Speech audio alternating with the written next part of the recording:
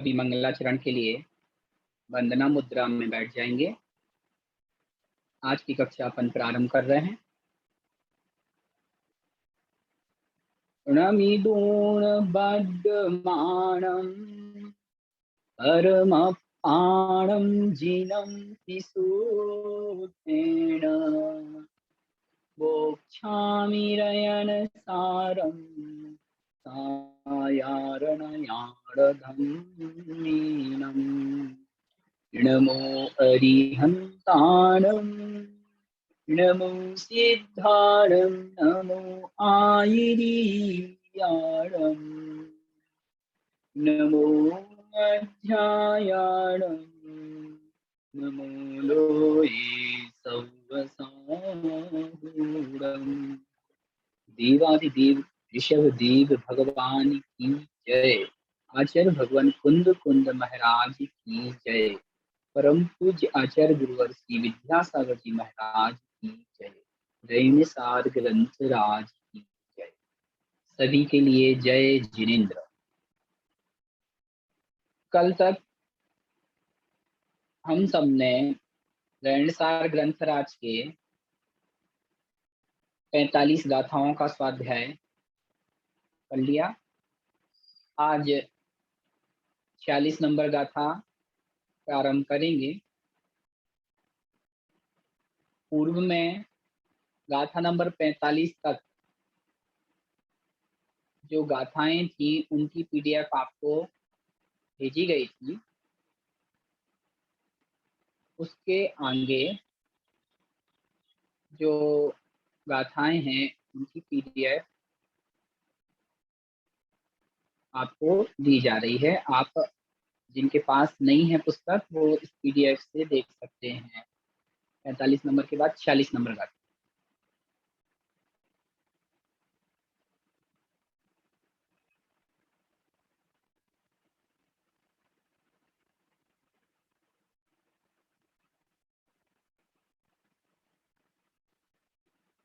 आपकी mobile screen पर गाथा नंबर 46, 46, 45 नंबर गाथा कल अपन ने स्वाध्याय उसका कर लिया। आइए सर्वप्रथम इस गाथा के प्रत्येक पद का उच्चारण करते हैं। आपको दोहराना है।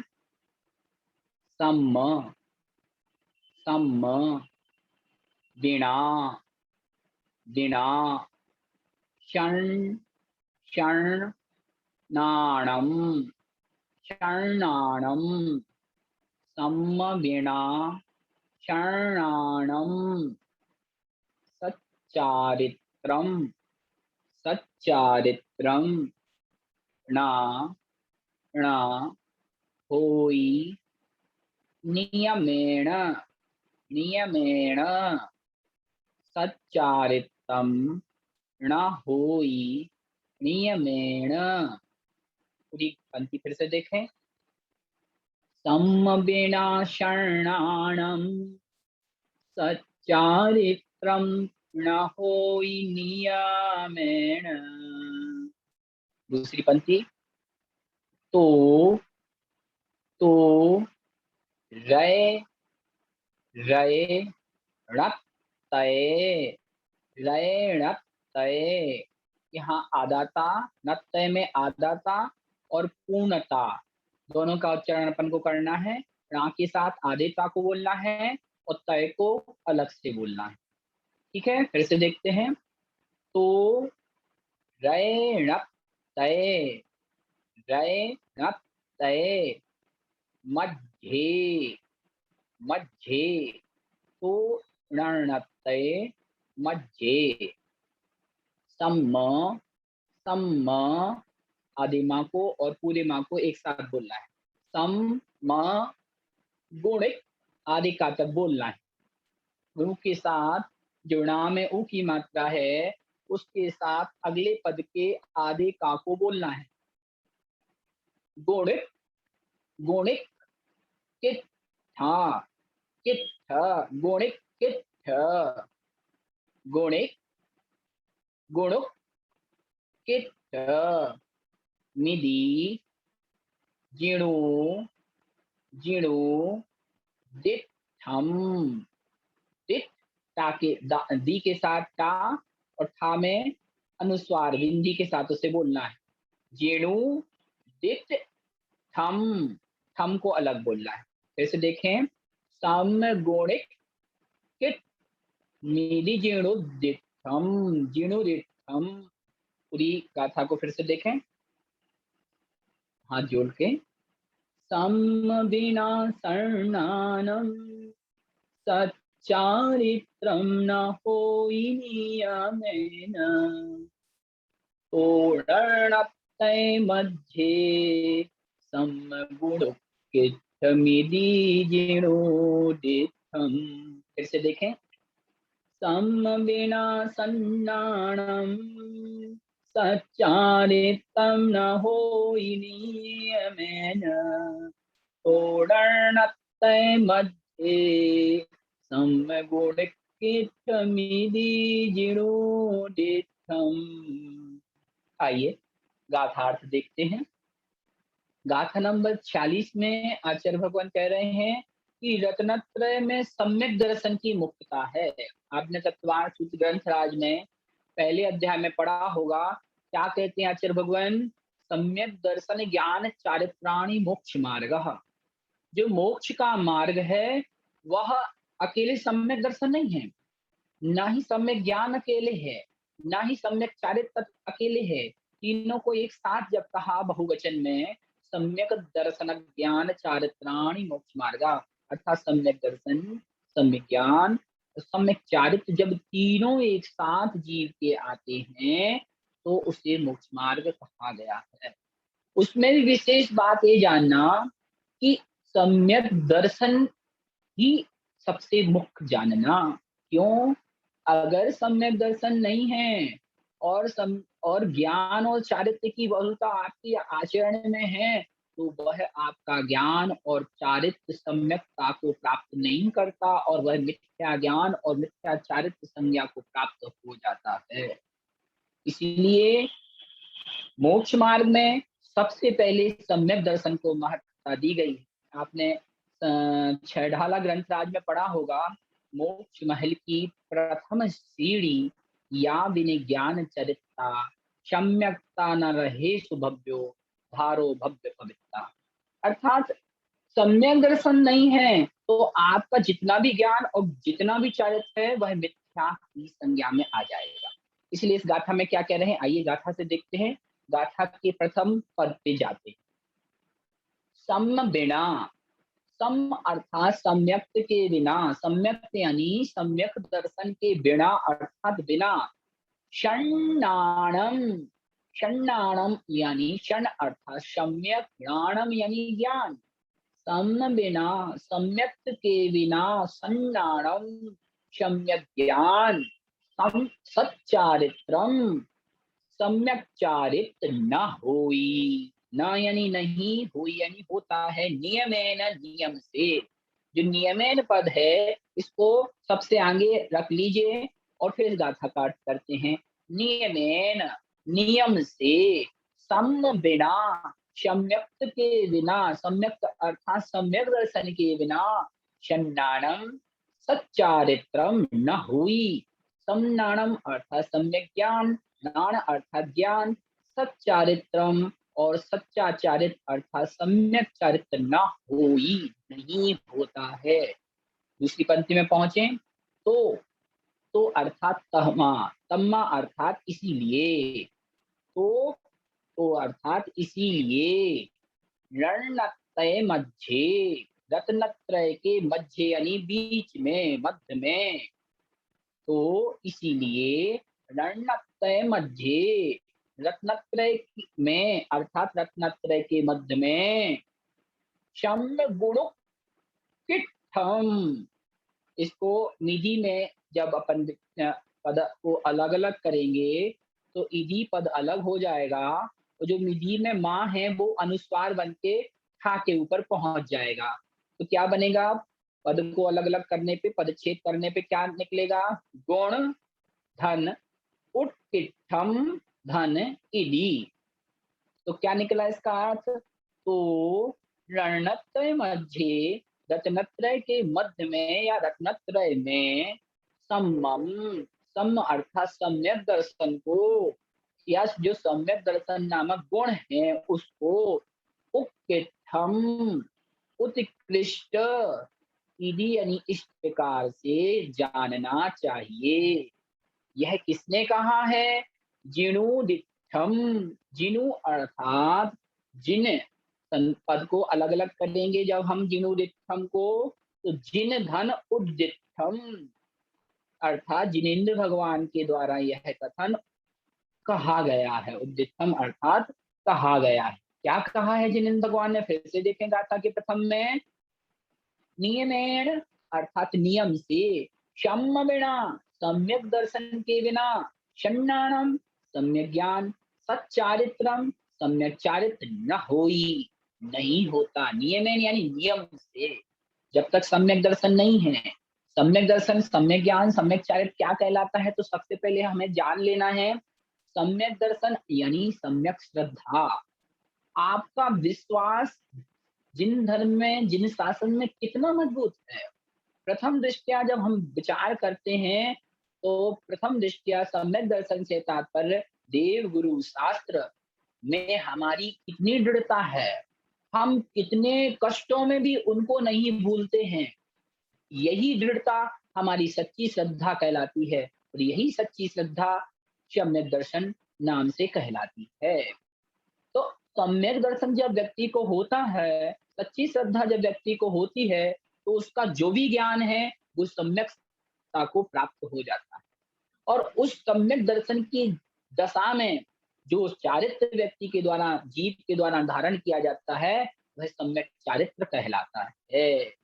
तो क्या कहा यहाँ पे? सम्यक दर्शन के बिना षण्णानम सच्चारित्रम न होई नियमेन, सम्यक ज्ञान और सच्चारित्र, सम्यक चारित्र नियमेन न होई, नियम से जीव के न यानी नहीं, हुई यानी होता है।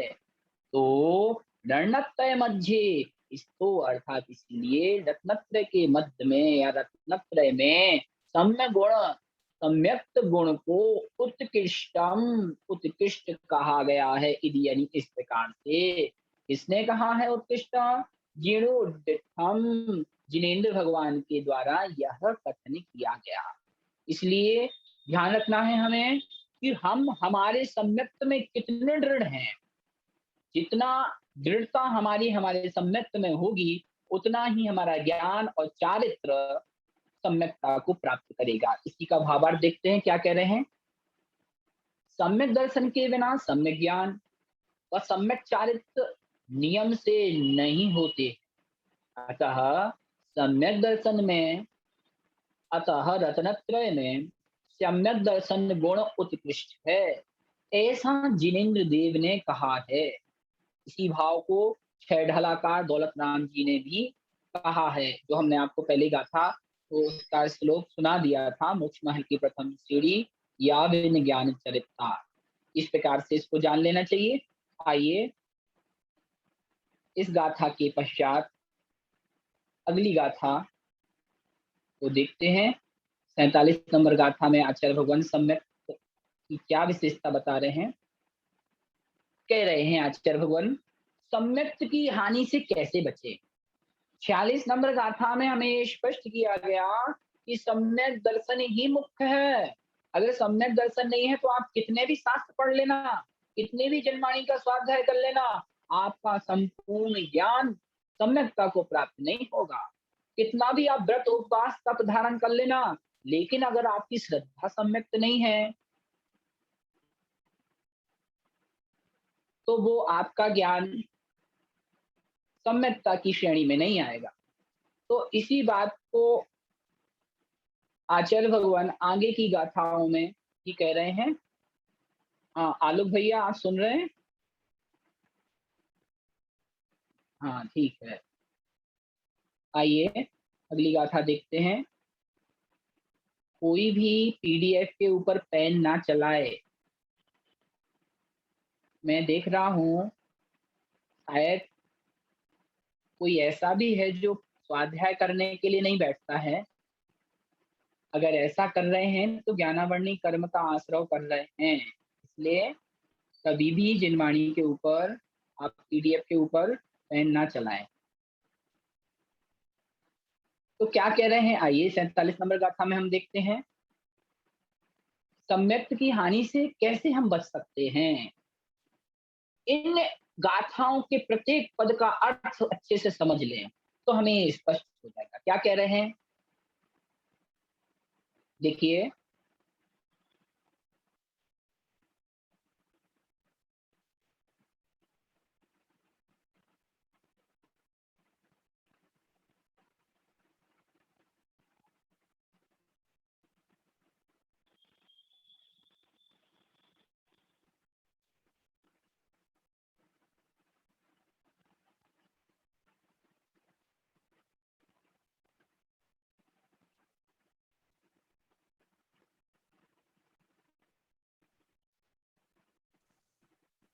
आप क्या अचानक से?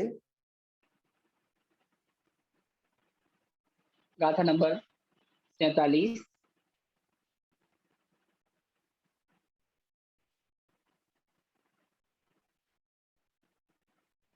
सम्यक्त की हानि कैसे।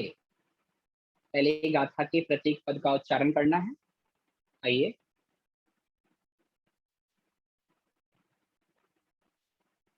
मैं आपको एक एक पद का उच्चारण करा रहा हूं, आप अपने अपने स्तर पे उच्चारण करें। उताब, देखिए कौन कर रहा है शैतानी। अगर आपको कक्षा नहीं पढ़नी है तो कक्षा आप छोड़ सकते हैं, पेन ना चलाएं। भैया इसको बंद कर दीजिए, यही सॉल्यूशन बेस्ट है।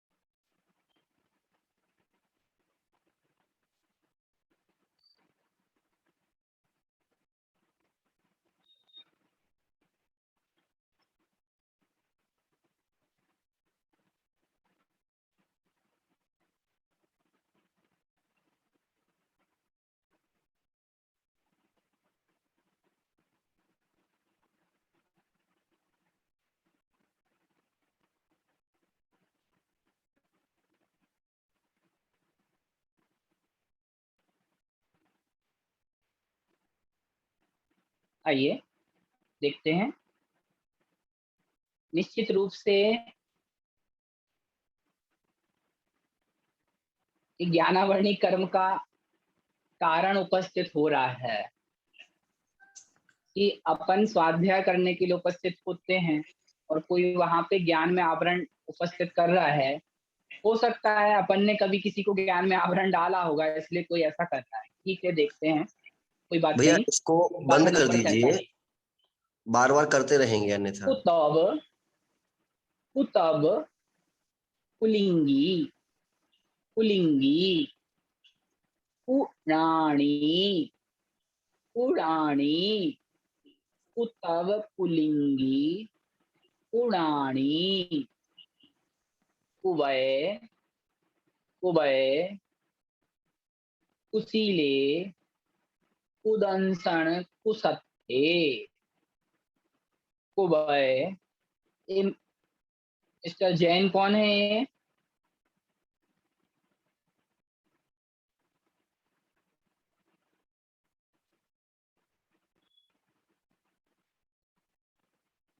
क्षमा करें, मुझे आपको कक्षा से अलग करना पड़ रहा है।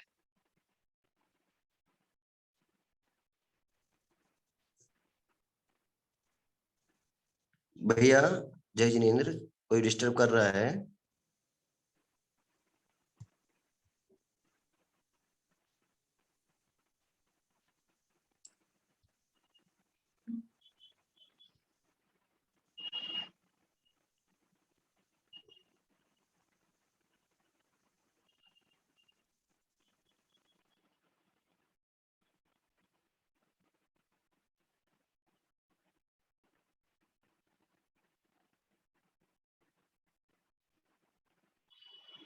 आइए, कुछ लोग विघ्न संतोषी होते हैं, जिन्हें दूसरों को विघ्न उपस्थित करने में आनंद आता है।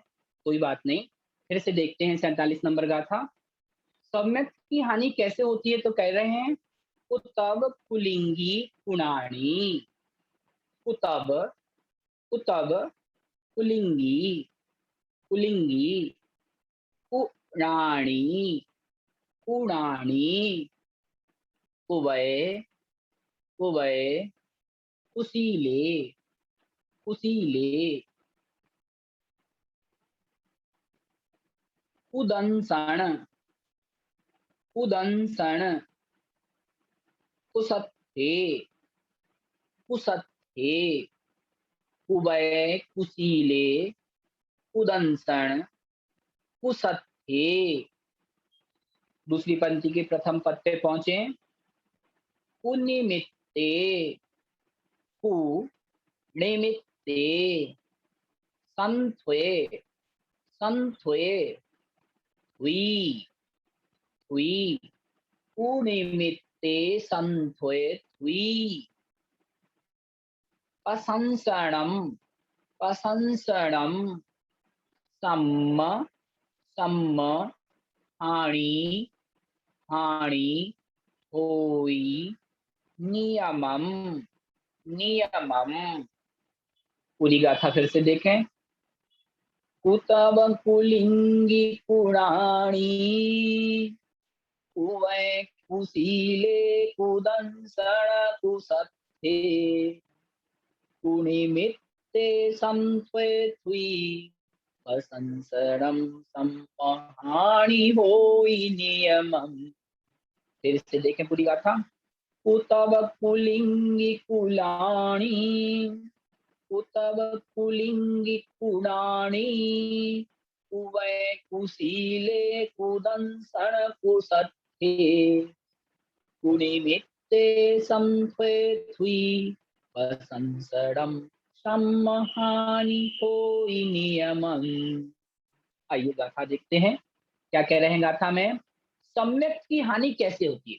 गाथा नंबर 46 में बताया आचार्य भगवान ने कि मोक्ष महल की पहली सीढ़ी सम्यक दर्शन है। अगर आपके पास बहुत अधिक ज्ञान है, आप चारित्रवान भी बहुत अधिक हैं, लेकिन सच्ची श्रद्धा नहीं है, आप कुदेवों को मानते हैं, कुशास्त्र को मानते हैं, कुगुरुओं की भक्ति करते हैं, मंत्र तंत्र टोना टोटका के लिए आप कुगुरुओं के पास भी जाते हैं, तो आचार्यों ने कहा कितना भी ज्ञान हो जाए, कितना भी तपस्या आचरण आ जाए आपके अंदर, लेकिन वह सब मिथ्या ज्ञान और मिथ्या तप की श्रेणी में आता है। इसलिए सम्यक ही सबसे प्रमुख, सम्यक दर्शन ही सबसे प्रथम मोक्ष महल की सीढ़ी हमें जाननी चाहिए। अब कह रहे हैं 47 नंबर गाथा में कि ऐसे इस मुख्य सम्यक की हानि कैसे होती है। बंधुओं, बहुत ही महत्वपूर्ण गाथा है।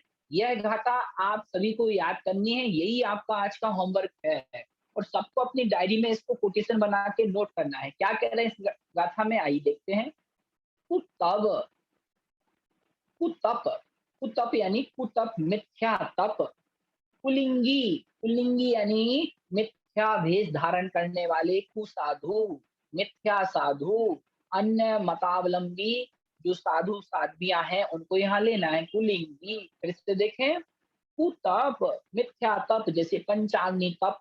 जैसे आपने भगवान पार्शनाथ की कथा सुनी होगी। जब भगवान पार्शनाथ अ, गृहस्थ अवस्था में थे तो उनका भाई जो कमठ था वह पंचाग्नि तप कर रहा था। नीचे लकड़ी को जलाए हुए था और ऊपर से वह अग्नि के ऊपर पेड़ से लटका हुआ था। तभी भगवान पार्शनाथ जो गृहस्थ अवस्था में थे वह वहां से निकलते हैं, कहते हैं कि तुम जो लकड़ी जला रहे हो इसमें नाग नागिनी है। तब वो लकड़ी को तोड़ता है, काटता है, तो उसमें से नाग नागिन के जोड़े निकलते हैं। ये कथा आप सबको विदित है।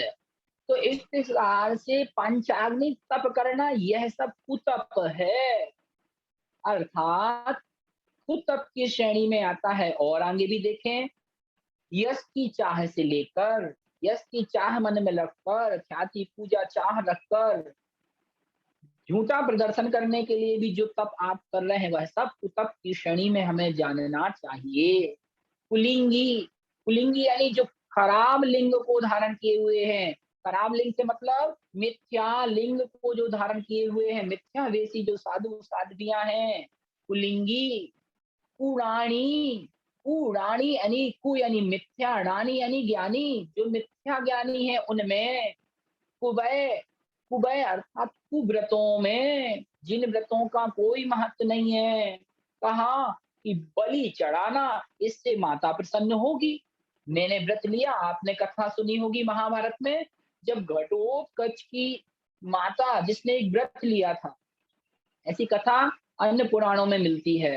तो मनुष्य की बलि चढ़ाने की इच्छा रखती थी, जिसका बाद में जो भीम थे उन्होंने जाके उसका निषेध किया और उसको मना किया और उसने उसे छोड़ भी दिया। ये आगे का कथानक है, लेकिन यहाँ मैं ये बताना चाह रहा हूँ कुबय, कुबय माने कुव्रत, ऐसे व्रत जो मिथ्या व्रत हैं, जिनका अस्तित्व नहीं है। कुशीले, कुशील अर्थात मिथ्याशील, गलत आचरण करना। कुदंसन अर्थात मिथ्या दर्शन, ऐसे दर्शनों को मानना, ऐसे धर्म में श्रद्धा रखना जहाँ कहा गया है, जैसे एक चारवाक नाम का मत है, दर्शन है, उस चारवाक नाम के दर्शन में क्या कहा गया, यावे जीवे सुखम जीवे, नृणं कृत्वागतं प्रवेत्, भस्मीभूतस्य देहस्य पुनरागमनं कुतः। जो चारवाक नाम का दर्शन है, ये मिथ्या दर्शन है। इस दर्शन में क्या कहा गया कि जब तक जी रहे हो तब तक सुख पूर्वक जियो और खूब घी पियो। घी के लिए अगर पैसा भी नहीं है तो उधार लेके घी पियो, सुख से रहो। क्यों? क्योंकि इस देह के भस्मीभूत होने के बाद पुनरागमन नहीं होता, पुनर्जमन नहीं होता। संसार में कोई ईश्वर नहीं है। इस प्रकार से जो दर्शन है, और भी कई अन्य दर्शन है जहाँ मिथ्या बातों का कथन किया गया, ये सब मिथ्या दर्शन है। इनमें कुसस्ते, कुसस्ते अर्थात कुशास्त्रों में, मिथ्या शास्त्रों में, जिन शास्त्रों में एक कथन कहा गया कि बकरे की बलि चलाना, इससे ईश्वर प्रसन्न होता है, बछड़े की बलि चलाने से ईश्वर प्रसन्न होता है, यहाँ तक कि ऊंट की बलि चढ़ाने से भी ईश्वर प्रसन्न होता है। ऐसी मिथ्या मिथ्या बातों का कथन जिन शास्त्रों में किया गया है, ऐसे कुशास्त्रों में। और फिर क्या कहा, कुनिमित्ते, दूसरी पंक्ति के प्रथम पद को देखें, कुनिमित्ते, कुनिमित्त अर्थात मिथ्या निमित्तों में, हुई, हुई यानी स्तुति करना, संथुई यानी उनकी संस्तुति करना, उनमें अपना समर्थन व्यक्त करना, तथा प्रशंसनम, उनकी प्रशंसा करना, नियमम अर्थात नियम से इन सब क्रियाओं को करने से सम्हानि होती, सम्यक की हानि होती है। ध्यान रखना, यदि आप सम्यक दर्शन प्राप्ति के प्रति अग्रसर हैं अथवा सम्यक दर्शन प्राप्त कर लिए हैं, तो कभी भी हमें कुतप नहीं करना चाहिए, मिथ्या तप नहीं करना चाहिए, कुलिंगी मिथ्या भेषधारी साधु साधुओं के पास नहीं जाना चाहिए। पुराणी अर्थात मिथ्या ज्ञानी में या मिथ्या ज्ञानी की कभी प्रशंसा नहीं करनी चाहिए, उनकी स्तुति नहीं करनी चाहिए। कुबय मिथ्या व्रतों को नहीं करना चाहिए। कुशीले, कुशील यानी मिथ्याशील का, मिथ्या आचरण का पालन नहीं करना चाहिए, मिथ्या आचरण नहीं पालना चाहिए। कुदंसन मिथ्या दर्शन में श्रद्धा नहीं रखनी चाहिए। कुसत्य, कुशास्त्रों में अपनी भक्ति नहीं रखनी चाहिए। कुनिमित्ते, और जो मिथ्या निमित्त हैं उनकी कभी भी थुई यानी स्तुति, संथुई अर्थात संस्तुति, तथा प्रशंसनम, प्रशंसा भी हमें कभी भी नहीं करना चाहिए। लेकिन जो थुई यानी स्तुति भी करता है, संथोय यानी संस्तुति भी करता है, प्रशंसनम होई, और प्रशंसनम अर्थात उनकी प्रशंसा भी करता है, ऐसा जीव नियमम सम्माहानि, नियम से अपने सम्यक की हानि करता है। इस प्रकार जानना बंदो, यहाँ मैं आपको बताना चाह रहा हूँ कि इस गाथा के माध्यम से आप कभी कभी टीवी पे देखते होंगे, कभी आस्था चैनल पे, जिन वाणी चैनल पे तो नहीं आते, कभी संस्कार चैनल पे अन्य मिथ्या अवलंबी जो साधु साध्वियां हैं उनके प्रवचन या उनके कथानक आते रहते। तो कभी-कभी अपने मन में आ जाता है कि इनकी प्रशंसा की जाए, क्यों? ये तो बहुत अच्छी बात कर रहे हैं। और कभी-कभी आप लोग उनकी प्रशंसा करते भी हो। तो इस गाथा में आचार्य भगवान कुंद कुंद स्वामी हमें एक संकेत दे रहे हैं, हे श्रावक, जो जीव मिथ्या लिंगी, मिथ्या साधुओं की, मिथ्या निमित्तों की, मिथ्या व्रतों की प्रशंसा करता है, उनको स्तुति करता है, उनकी संस्तुति करता है, वह नियम से अपने सम्माहानि, अपने सम्यक की हानि करता है। इसलिए कभी भी हमें जान के और अनजाने में किसी भी मिथ्या साधु की, मिथ्या देव की, मिथ्या गुरु की, मिथ्या शास्त्र की ना तो आराधना करना है, ना ही उनकी कभी स्वप्न में भी प्रशंसा नहीं करना है। नहीं तो हम अपने ही सम्यक के विराधक होंगे। आइए इसका भावार्थ देखते हैं क्या कह रहे हैं। गाथा बहुत ही सरल है।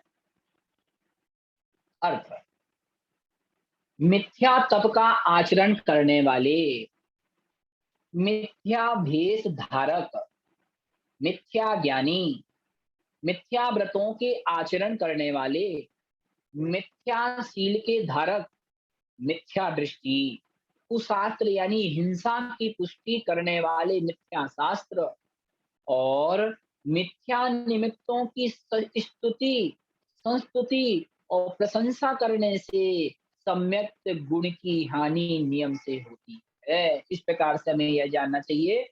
आगे क्या कह रहे हैं? तत्वार सूत्र ग्रंथ में आचार्य उमा स्वामी महाराज कह रहे हैं, क्या कह रहे हैं?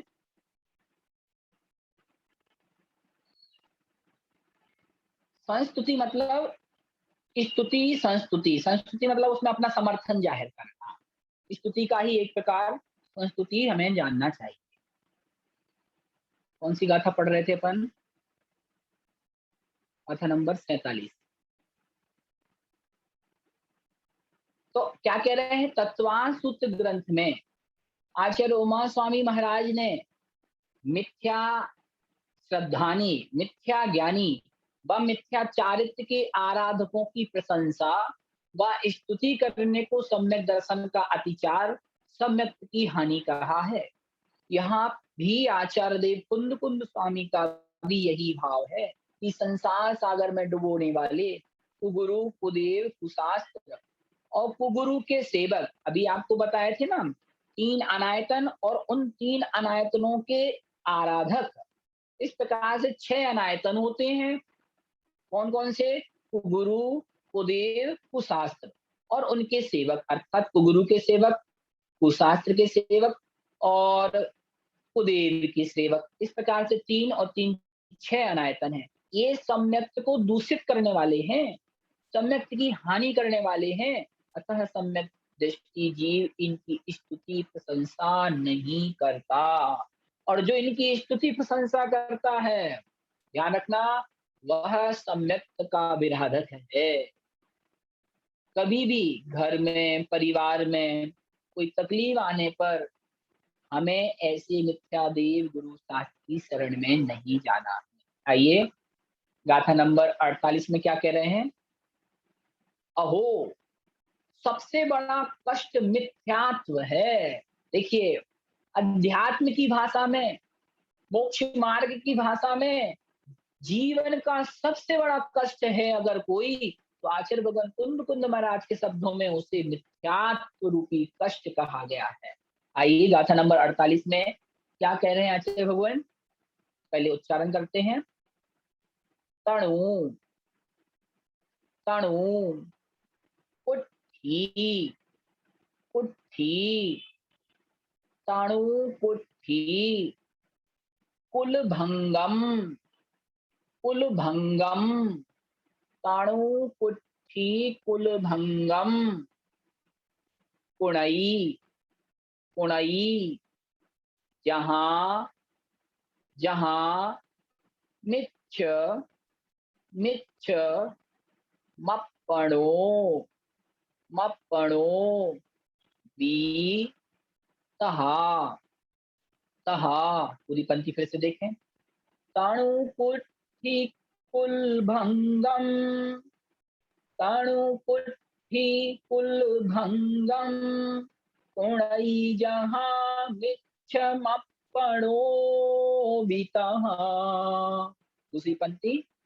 दानाई, दानाई सुगुण, सुगुण भंगम, दानाई सुगुण भंगम, गई भंगम, मिच्छमेव, मिच्छमेव हो कट्ठम, कट्ठम, गई भंगम, मिच्छमेव हो कट्ठम। पूरी गाथा फिर से देखें।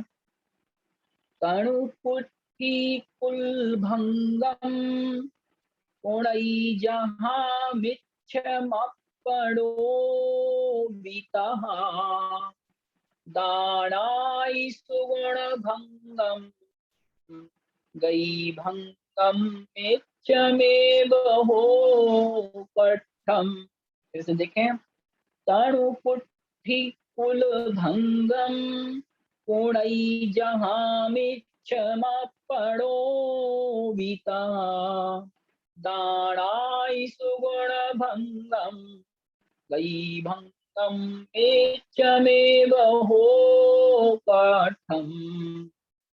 आशा कर रहे हैं कि यह गाथा आप सबको उच्चारण में दिक्कत नहीं करेगी। आइए अन्वयार्थ से देखते हैं, फिर गाथार्थ पे पहुंचते हैं। अन्वयार्थ। जहां यानी जैसे। तणुपुट्ठी, तणु माने तनु, संस्कृत में रूपांतरित करेंगे तो तनु का तात्पर्य होता है शरीर। तनु यानी शरीर, पुट्ठी यानी कुष्ठ रोग।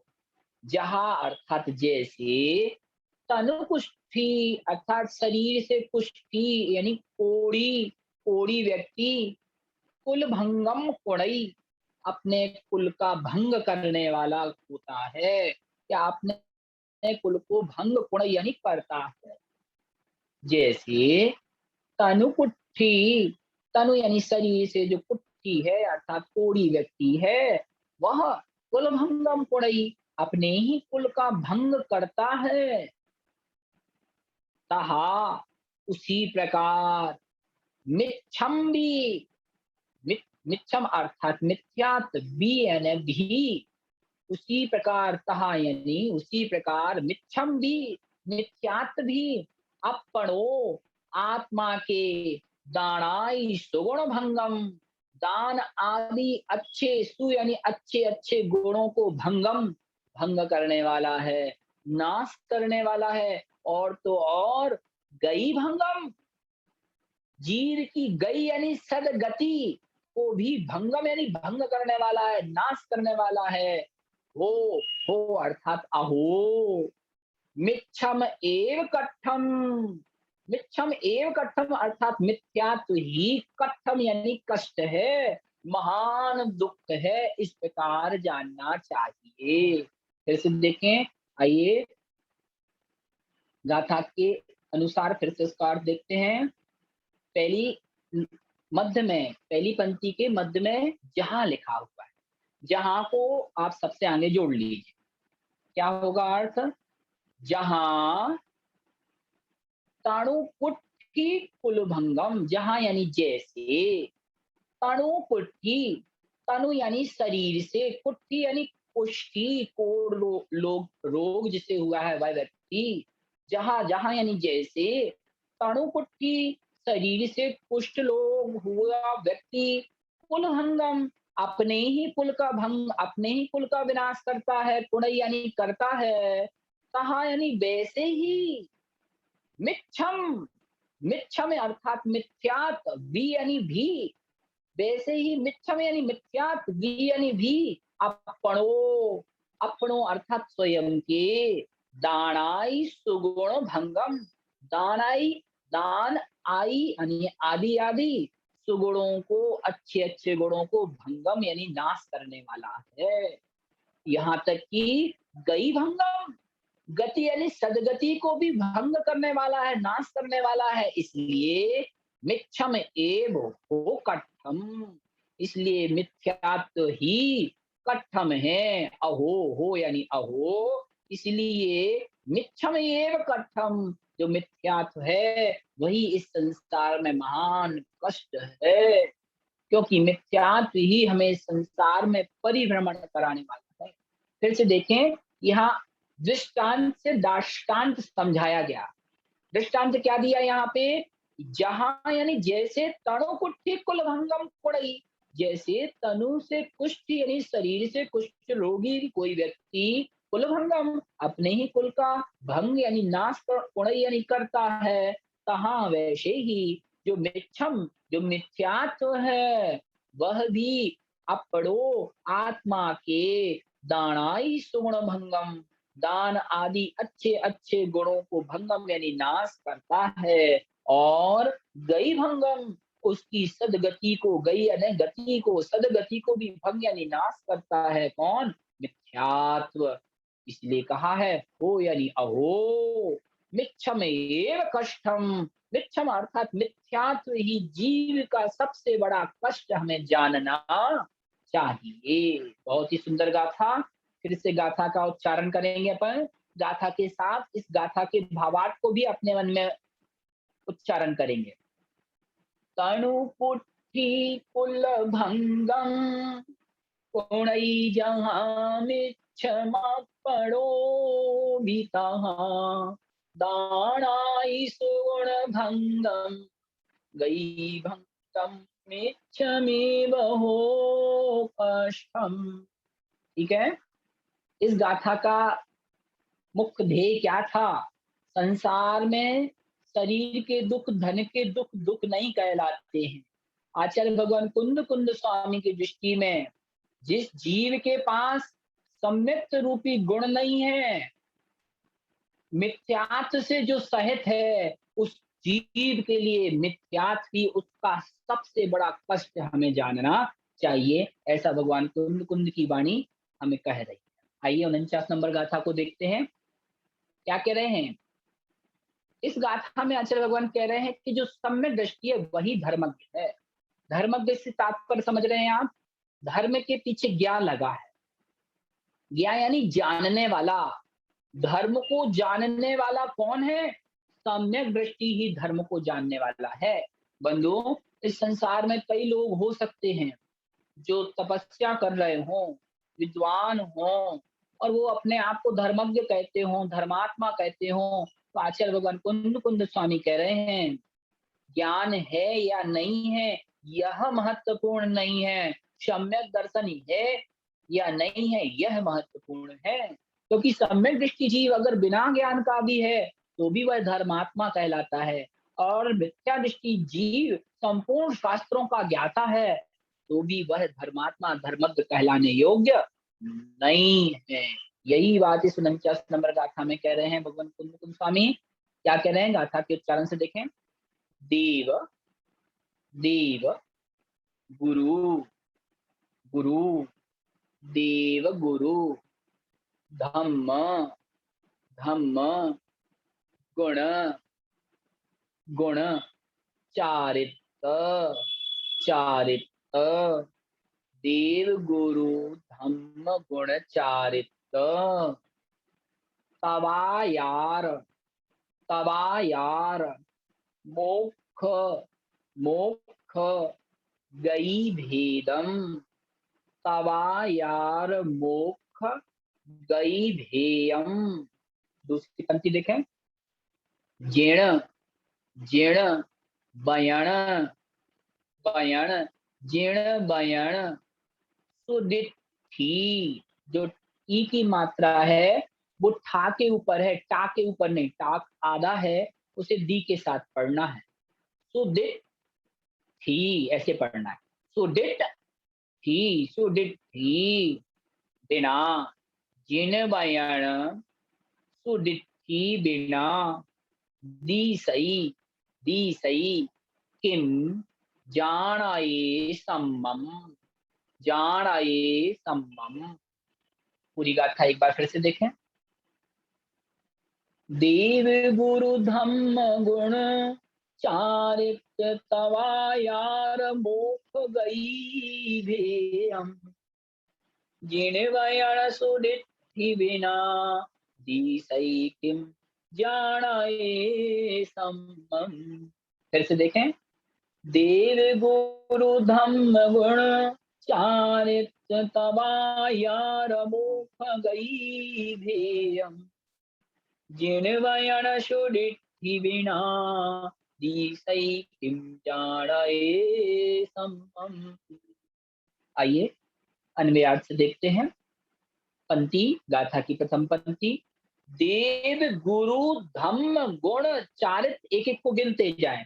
पहला क्या? देव, दूसरा गुरु, तीसरा धर्म यानी धर्म, चौथा गुण, पांचवा चारित्र, छठवां तपाचार, तवा यार माने तपाचार, सातवां मोक्ष, मोक्ष, और छठवां गई भेदम, मोक्ष, इसको एक साथ पढ़ना है, मोक्ष गई भेयम, मोक्ष गई यानी गति का भेद यानी रहस्य।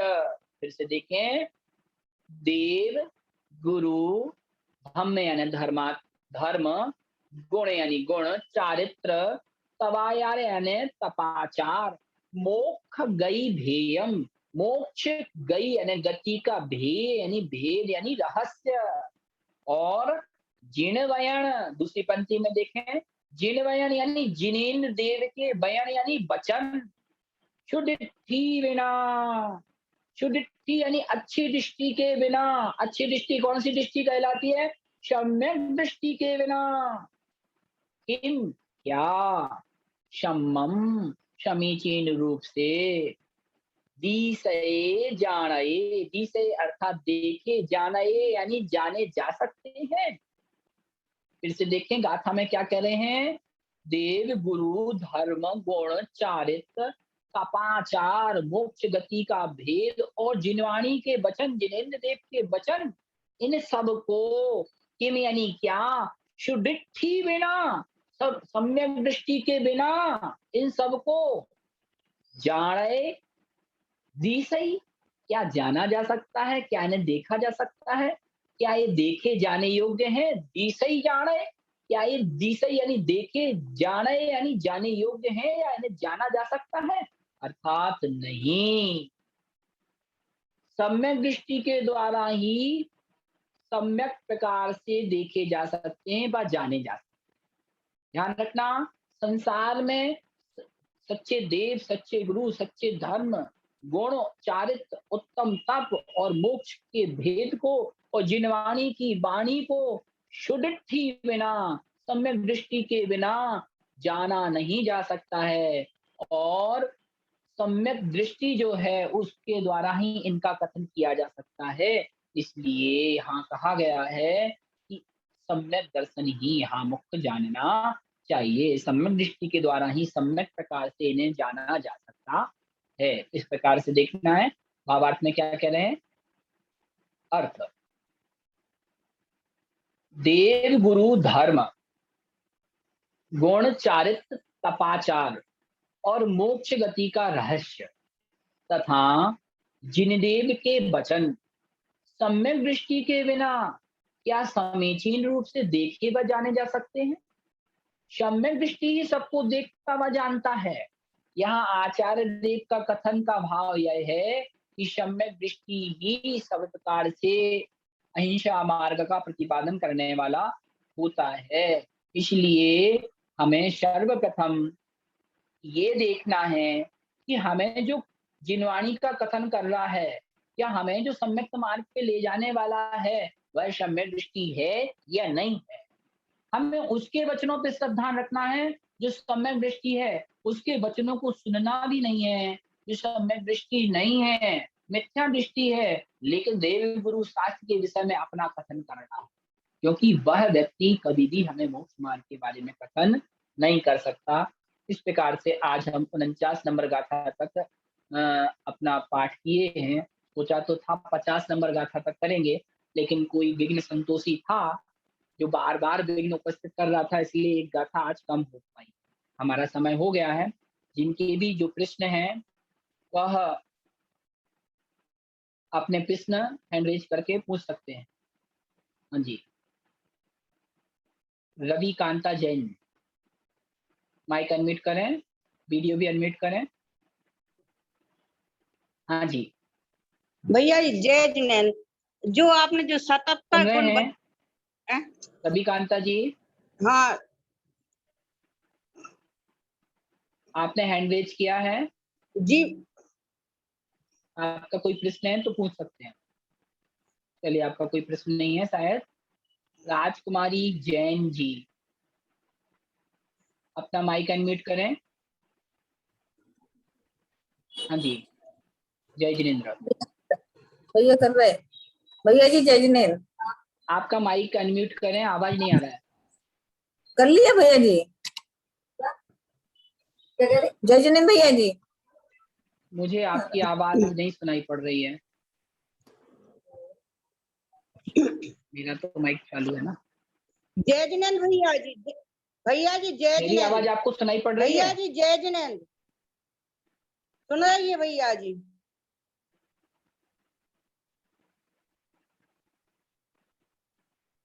भैया जी जय जिनेन्द्र,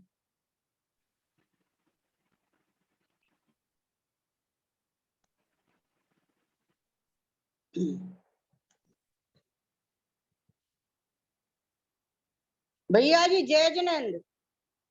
हाँ जी, जय जिनेन्द्र, आ गया आपका आवाज। जय जिनेन्द्र। भैया जी जो आपने 77 गुण बताए हैं वो हमको गिनने में तो आ नहीं रहे हैं। कौन सी जो 15वीं शरावत के 16वीं गाथा वाली?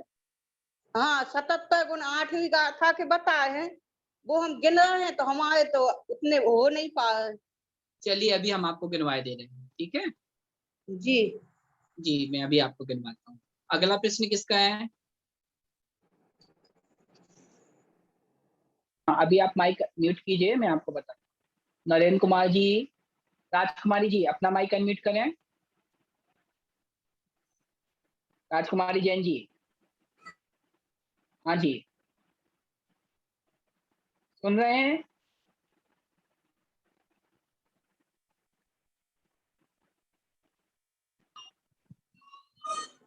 जय जिनेन्द्र। सम्यक दृष्टि की पहचान कैसे करें?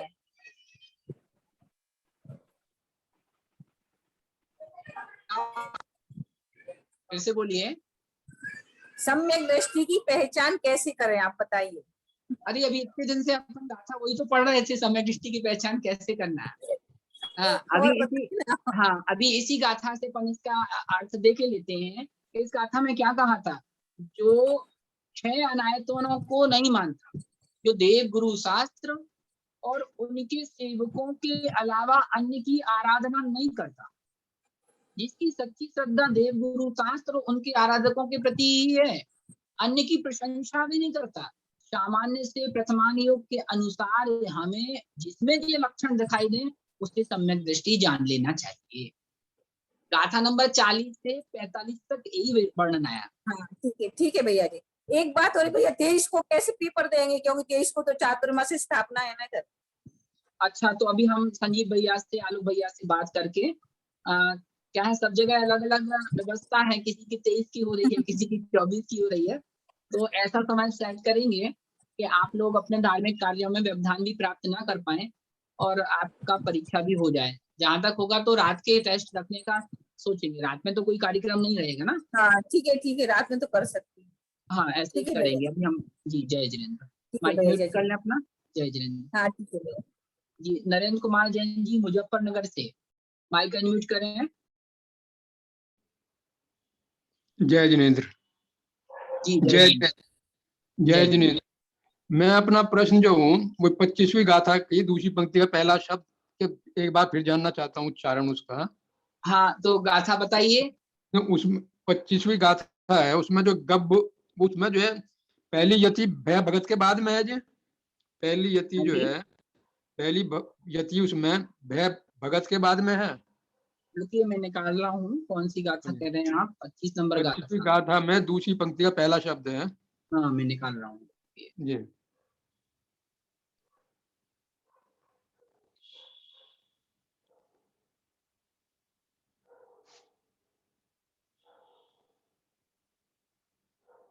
मैंने वीडियो डाले थे, जी जो लोग उच्चारण में दिक्कत हो रहा, आप यूट्यूब पे जो वीडियो मैंने डाले हैं उस पे आप देख सकते हैं, जी। कहीं पे आपको उच्चारण में दिक्कत आ रही है तो, ठीक है ना। नहीं, मेरे पास पीडीएफ नहीं है जी। पीडीएफ मैं मैंने भेजा ना ग्रुप में, देखिए। मेरे पास नहीं, मैं ग्रुप में नहीं हूँ जी अभी। अच्छा, तो मैं आपको ग्रुप में जोड़ दे रहा हूँ, अपना नंबर मुझे भेजिएगा। ठीक है देखिए, जी। गाथा नंबर 25 आपके मोबाइल स्क्रीन पे है, जी दिख रहा है। जी। तो हाँ, मैं कह रहा आने, था, हाँ एक मिनट, इसका, जो हाँ दूसरा इसको, दूसरी पंक्ति का पहला शब्द है, ना इसका आपने, इसमें पहली यति जो है भय भगत के बाद में है जी। हाँ आपने कल भी ये पूछा था।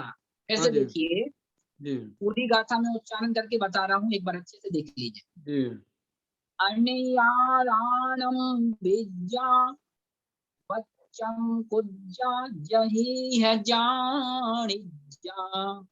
अब अगला पद देखिए जो आपको अटक रहा है, जी। गब, आधे वातक देखना, गब भब, नहीं, गब भब्ब गब मेव, नहीं, गब ये भब्ब मेव, हब में हाँ भब्ब मेव, गब भब्ब मेव मादा ठीक है पिदुच्च जी। नित्यम तहा निरालसया। ठीक है जी। ठीक हो गया। जी, एक मिनट, अपना फोन नंबर और दे दीजिएगा प्लीज। हाँ जी, 96 96 3 3 000 जी 7688। 7688। जी, धन्यवाद। Okay okay. जय जिनेन्द्र। जय जय जिनेन्द्र। श्री, माइक म्यूट करें। अच्छा और जी। हेमलता गंगवाल जी, हेमलता गंगवाल जी माइक ऑन करें और अपना वीडियो भी चालू रखें। हेमलता जी, जयजिनेन्द्र भैया जी। जय जिनेन्द्र। हाँ, अपना जी वीडियो भी चालू रखना है। वीडियो। जय जिनेन्द्र, बोलिए। हाँ, मेरा प्रश्न पीछे वाले श्लोक से है। क्या हमारी श्रीमान जी मतलब बैंक में कैशियर नहीं, मंदिर में कोषाध्यक्ष है, तो मंदिर से बहुत सारे रुपए घर पे आते हैं, तो उनको रुपए का कैसे क्या करें? हाँ देखिए, अगर आपके घर में कोई ट्रस्टी है, मंदिर में बहुत सारे आप उसका ट्रस्ट में हैं और उसका पैसे का कलेक्शन रखते हैं, तो घर में हाँ, हमें 2 तिजोरी रखनी चाहिए, 2 पेटियां अच्छा रखनी चाहिए। जो मंदिर से अच्छा। दान सामग्री आ रही है, जो आपको व्यवस्था के तहत रखनी पड़ रही है, उसको अलग हाँ, तिजोरी में रखना है हमको। और जो हमारा अच्छा। घर का पैसा है वो अलग अपना सेपरेट रखना है, जिससे कि वो पैसा इसमें मिक्स ना हो पाए, ठीक है ना। तो पैसा रखा तो उसका ब्याज थोड़ी देना पड़ता? नहीं, पैसा तो आप कोषाध्यक्ष हैं, मान लीजिए आप मंदिर के हाँ कोषाध्यक्ष हैं, तो आपको उसका हाँ, ब्याज नहीं कोषाध्यक्ष है। देना। हाँ, तो अच्छा आपको उसका ब्याज नहीं देना, लेकिन एक चीज का ध्यान रखना है। मान लीजिए आपने बहुत अधिक राशि एकत्रित करके रखी है, तो वो घर में यूजलेस है, तो आप उसको बैंक में जमा हाँ कर सकते हैं, है ना। और अगर नहीं करना है तो उसको हाँ, सेपरेट करके, व्यवस्थित करके, सुरक्षित करके हमें रखना चाहिए, उसका घर के उपयोग में नहीं लेना चाहिए उसको। ठीक है ठीक जी। ठीक है। जय जिनेन्द्र। जी, जय जिनेन्द्र। माइक बंद कर लें अपना। एक प्रश्न और अपन रखेंगे कि मुस्कान जैन, अपना वीडियो और माइक दोनों ऑन रखें। मुस्कान जैन जी, सुन रहे हैं। हाँ जी, भैया जी जय जिनेन्द्र। जय जिनेन्द्र। भैया जी मुझे थोड़ा सा पूजा से रिलेटेड पूछना था कि जैसे हम्म, अभी हम द्रव्य पूजन करने जाते हैं तो द्रव्य लेके जाते हैं मंदिर में, और जैसे विधान भी करते हैं तो एक्स्ट्रा द्रव्य भी रख लेते हैं, कभी बादाम एक्स्ट्रा या लौंग एक्स्ट्रा बैग में, और फिर कम पड़ जाए तो निकालते हैं, नहीं होता है, कम पड़ता है तो घर ले जाते हैं वापस, तो उसको ले जाना चाहिए कि हाँ फिर देखिए, कैसे? आपने समर्पित नहीं की तो वो द्रव्य आपकी है, ये ध्यान रखना। आपने अगर द्रव्य समर्पित नहीं की, व्यवस्था के तहत आप लेके जा रहे हैं कि मैं इतनी द्रव्य लेके जा रहा हूँ, अगर इसमें मेरी पूरी पूजा पूरा विधान नहीं होता है तो मैं कुछ द्रव्य अपनी उसमें यूज कर सकती हूँ, तो उसमें कोई दिक्कत नहीं है, ठीक तो है। बैग में अपना एक्स्ट्रा रख के वापस घर ले जा हाँ सकते हैं ना? हाँ, कोई कोई दिक्कत नहीं इसमें, ठीक है। ऐसे डेली की पूजा में भी और विधान में, दोनों में ना? हाँ, कोई दिक्कत नहीं है, जी वैसे हमें जी इतना एवरेज करके लेके चलना चाहिए कि वो हमारा सफिशिएंट रहे, ऐसी कोशिश करनी चाहिए, और नहीं कर पा रहे हैं तो कोई दिक्कत नहीं, जी ठीक है जी। जय जी। जिनेन्द्र। जी, जय जिनेन्द्र। आइए जिनवाणी स्तुति करते हैं, अगली कक्षा हमारा टाइम हो गया है। जावानी के ज्ञान से सूझे लोकालो, सोवाणी मस्तक नमो सदा दे तो हो ढो। 9 बार नमो करना।